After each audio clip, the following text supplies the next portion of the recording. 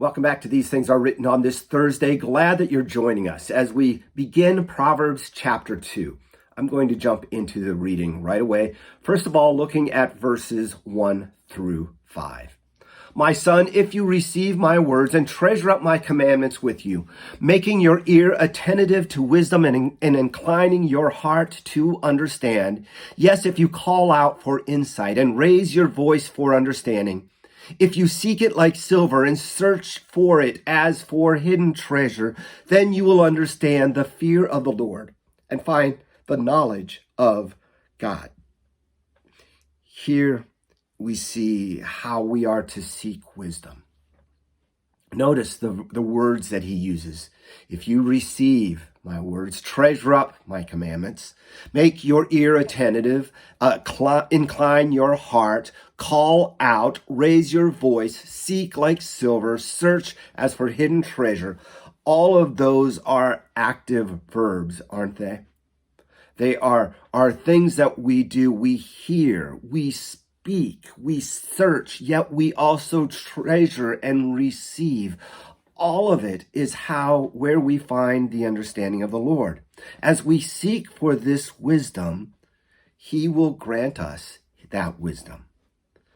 Then you will understand, verse 5, the fear of the Lord and find the knowledge of God. We find this in God's word. As we study God's word, as we receive his word, as we treasure up those commands, as he says, God reveals his wisdom to us. It's more than just another book, more than other words. It is God working through these words. Let's move on to verses 6 through 8. For the Lord gives wisdom, from his mouth comes knowledge and understanding. He stores up sound wisdom for the upright. He is a shield to those who walk in integrity, guarding the paths of justice, watching over the way of the saints. It is the Lord who gives wisdom.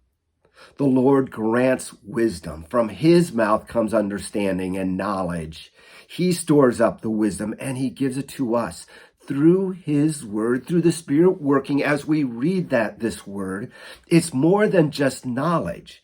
It's what God gives to us, his wisdom. Notice verses 7 and 8. That repetition there as it builds up. He stores up sound wisdom.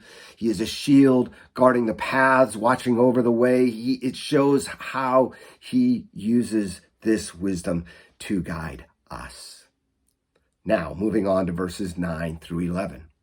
Then you will understand righteousness and justice and equity, every good path, for wisdom will come into your heart and knowledge will be pleasant to your soul. Discretion will watch over you. Understanding will guard you.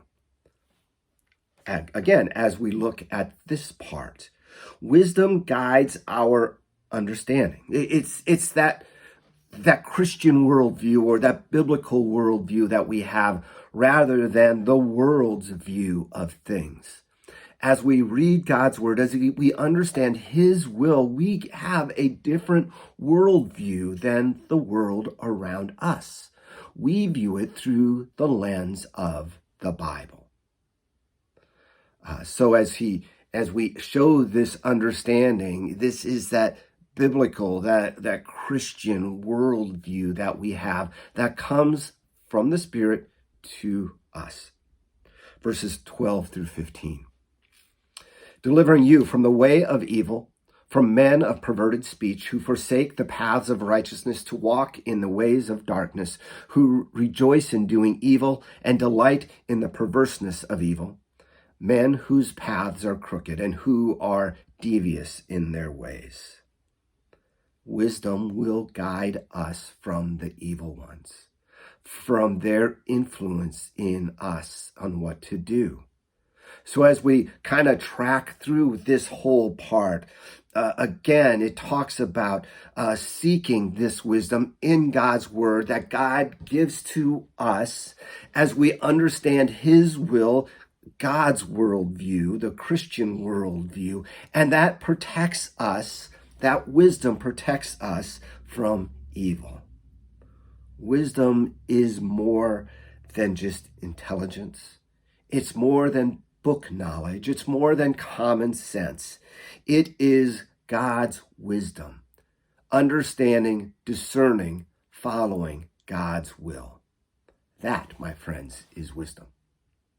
We'll see you back here tomorrow as we wrap up the second chapter of Proverbs. We'll see you then.